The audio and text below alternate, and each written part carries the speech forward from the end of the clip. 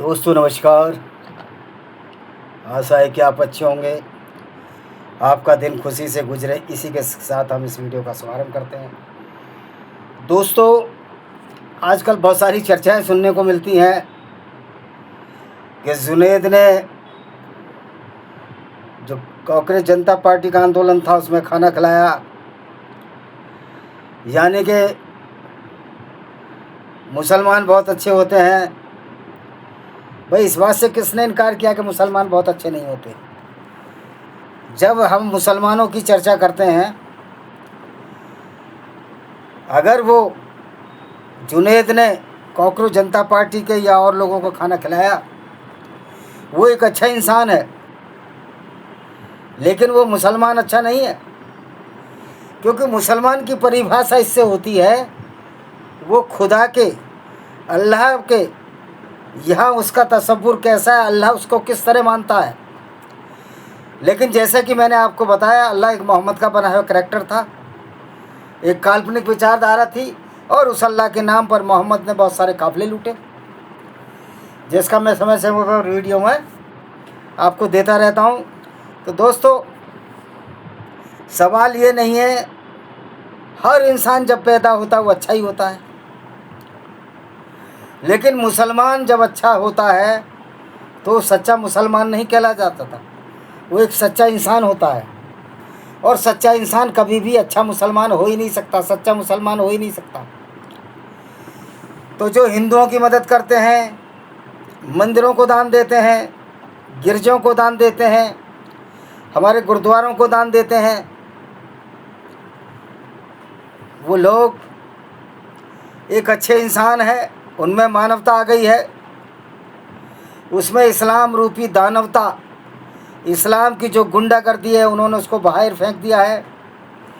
यानी कि लोग एक अच्छे इंसान के रूप में अब उनकी पहचान हो गई है, वो अच्छे लोग हैं। और ऐसे लोग ही जिनको हम प्राय कह देते हैं कि वो एक अच्छा मुसलमान है, दोस्तों वो एक अच्छा मुसलमान नहीं है, वो एक अच्छा इंसान है।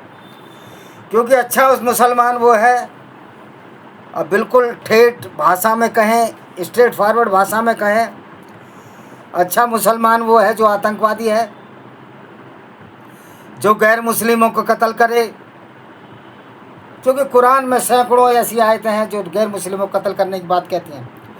कुछ मूर्ख लोग बिना कुरान को पढ़ते मेरे से व्यक्तिगत तौर पर कहते हैं तो ऐसा नहीं है। अरे मूर्खो, तुमने कुरान पढ़ा है, तुमने हदीसें पढ़ी हैं, मैंने इस्लाम पर 9 किताबें लिखी हैं, कुरान को मैंने 1000 बार पढ़ा है। तो कुरान का तो मतलब ही ये है कि गुंडागर्दी की भरी किताब, अब कहते हैं कुरान की बेअदबी हो गई। अरे जो खुदा किताब खुद ही बेअदब हो, जो दूसरों की बेअदबी करती हो, दूसरों की इज्जत ना रखती हो, जिस कुरान की विचारधारा गैर मुस्लिमों के खिलाफ हो, गैर मुस्लिमों की औरतों को लूटकर उनके साथ बलात्कार करने की इजाज़त देती हो, उसकी क्या बेअदबी हो जाएगी? अब कोई पुलिस वाला भ्रष्ट है, रिश्वत लेता है, तो उसकी इज्जत ही क्या है? जो पुलिस वाले की इज्जत चली जाएगी 2 लाठी मारने में या 2 लाठी खाने में? भ्रष्ट लोगों की कोई इज्जत होती है क्या? तो दोस्तों, कहना मैं यही चाहता हूं कि जो इस्लाम की आइडियोलॉजी है, वो आइडियोलॉजी कतई भी अच्छी नहीं है, कतई भी प्रासंगिक नहीं है, यानी कि रेलिवेंट नहीं है। और जो इस्लाम का पहला पैगंबर और आखिरी पैगंबर, सेल्फ स्टाइल पैगंबर स्वयंभू मोहम्मद बिन अब्दुल्ला का बेटा मोहम्मद, वो अच्छा इंसान तो कतई नहीं था, वो एक सच्चा मुसलमान था। लेकिन उसके क्रियाकलाप आपने पढ़े होंगे कि किस तरह वो काफिलों को लूटता था, किस तरह औरतों को गुलाम बनाता था। यहूदी औरतों को, सफिया बिन हुय्या को उसने किस तरह गुलाम बनाया। उसके पति किनाना अल रबी को मारा, उसके बाप हुय्या को मारा, और उसी रात उसके साथ बलात्कार किया। और 3 दिन तक ये खैबर के दर्रे में रंग रैलियां मनाता रहा।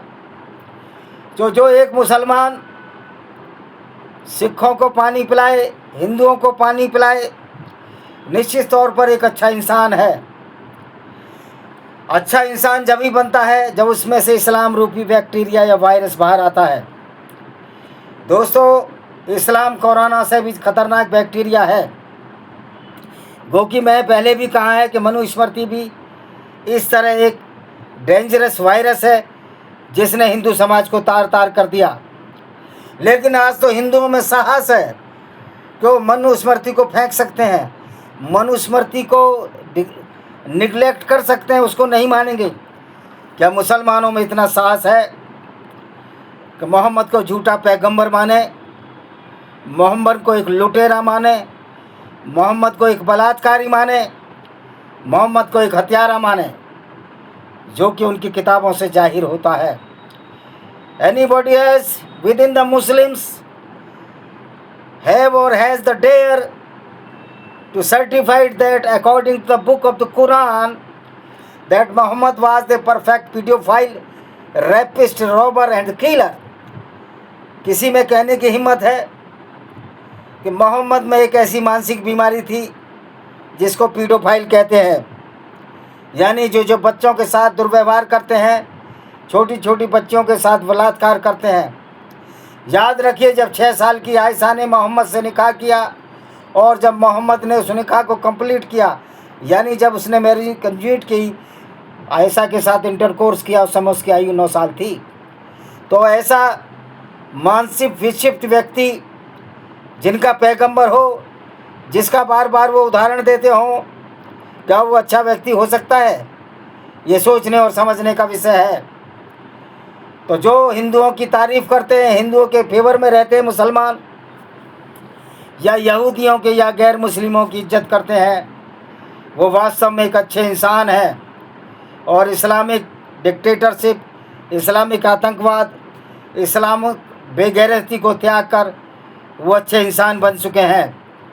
उन्होंने अपने पैगंबर, सो कॉल्ड पैगंबर का रास्ता त्याग दिया है, जो रास्ता लूट भरा था, अगनता भरा था, मूर्खता भरा था और झूठ और फरेब की एक किताब है कुरान, जिसको कि मोहम्मद के सच्चे रिसाले वर्का बिन नोबिल ने लिखा था, जो एक ईसाई था और वो गुफा में बैठता था, पढ़ा लिखा व्यक्ति था और मोहम्मद को बेवकूफ़ बना देता था। बाइबल और तोरा की वर्सेस सारी कुरान में पढ़ी गई हैं।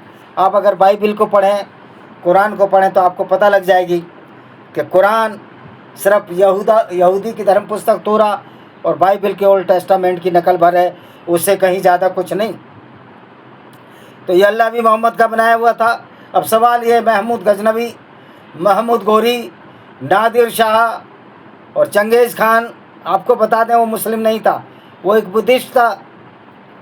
क्योंकि बुद्धिस्ट धर्म में वो लूटने की कोई विचारधारा नहीं है, तो चंगेज़ खान को भी बुद्धिस्ट मानना। हम उसके बाद चंगेज़ खान के बाद ये सारे मंगोल लगभग इस्लाम में कन्वर्टेड हो गए और वो इधर उधर तजाकिस्तान वगैरह में बस गए, क्योंकि मंगोलिया में एक भी मुस्लिम नहीं है। जो मंगोलिया के मूल निवासी अभी भी बौद्ध हैं, और ये चंगेज़ खान भी मंगोलिया का निवासी था। तो ये जितने भी लुटेरे हुए, महमूद गजनवी, गोरी, नादिर शाह, गोरी, गजनवी, नादिर शाह, एक अहमद शाह अब्दाली, ये मुसलमानों के आइकॉन हीरो क्यों हैं? क्यों ही लुटेरे, बलात्कारी, रैपिस्ट, गैर मुस्लिम औरतों की नंगी परेडें निकालने वाले ही सच्चे मुसलमान हैं? उन्हीं को क्यों इज्जत दी जाती है? इसका सीधा सा साधारण उदाहरण है कि मोहम्मद की शख्सियत एक ऐसी थी, मोहम्मद की ऐसी शख्सियत है, ऐसी पर्सनैलिटी है कि वो पर्सनैलिटी किसी लुटेरे से, किसी बलात्कारी से, किसी कातिल से मेल खाती है, किसी अच्छे व्यक्ति से मेल ही नहीं खाती।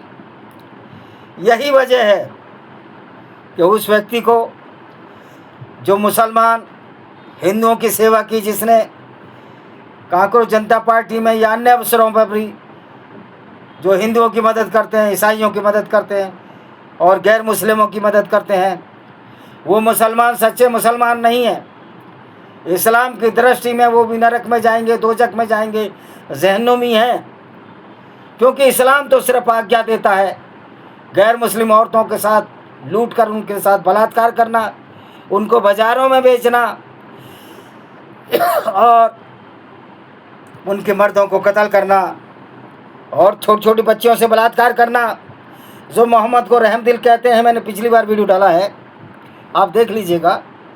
मोहम्मद ने खुद कहा, सही मुस्लिम की एक हदीस है, मोहम्मद के साथियों ने उससे पूछा कि बच्चे औरतें भी मर जाया करती हैं, कत्ल हो जाती हैं, हम जब रात को अंधेरे में डाका डालते हैं, लूट पाट करते हैं। मोहम्मद ने कहा मर जाने दो, वो भी उन्हीं में से हैं। तो दोस्तों, लोग ये तारीफ़ करते हैं वो अच्छे। देखो, मुसलमान सारे ऐसे नहीं होते। उन मूर्खों को मैं एक ही बात कहना चाहता हूँ, हमारा टारगेट विचारधारा पर है। विचारधारा से ये आदमी की परिणति तय होती है, वो किस तरह के कर्म करेगा ये तय होता है। अगर सच्चा मुसलमान इस्लाम की विचारधारा पर चलेगा तो वो अच्छा हो ही नहीं सकता। वैसे भी इस्लाम के अनुसार जो मुसलमान गैर मुस्लिमों को पानी पिलाते हैं, चाय पिलाते हैं, खाना खिलाते हैं, वो इस्लाम की दृष्टि में हराम है। क्योंकि सूरह अल बकरा की एक आयत है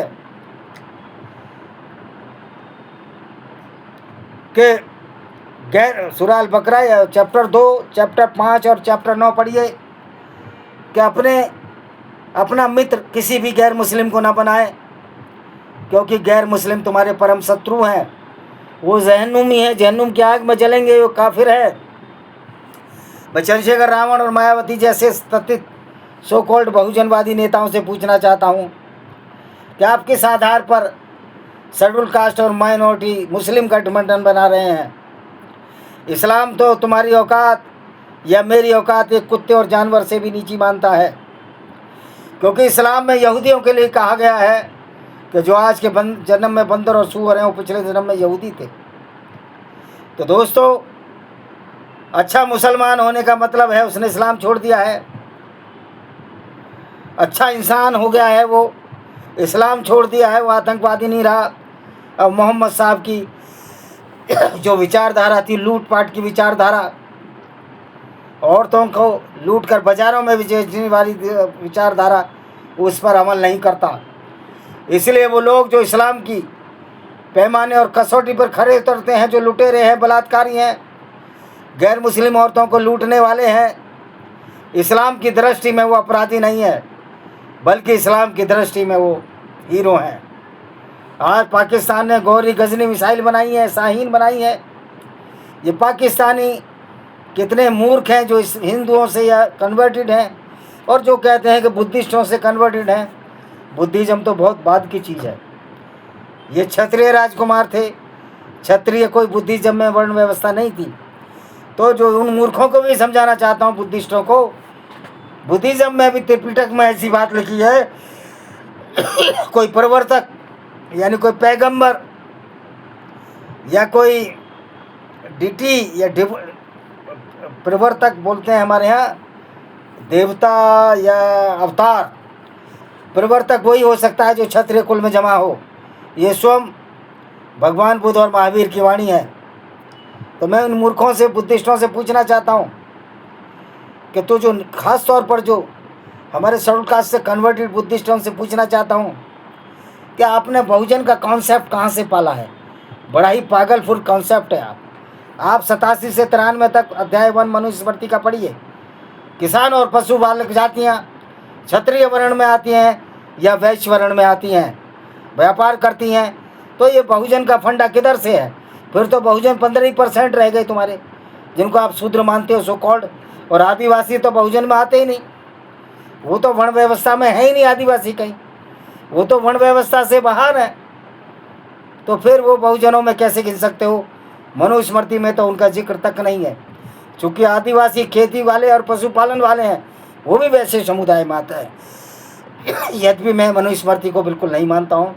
इसी के साथ हम इस वीडियो को ख़त्म करने से पहले बताने चाहते हैं, जो मुसलमान गैर मुस्लिमों से भाईचारा रखता है इस्लाम की दृष्टि में, वो सच्चा मुसलमान नहीं है, वो एक गंदा मुसलमान है जो काफिरों से मिल गया है।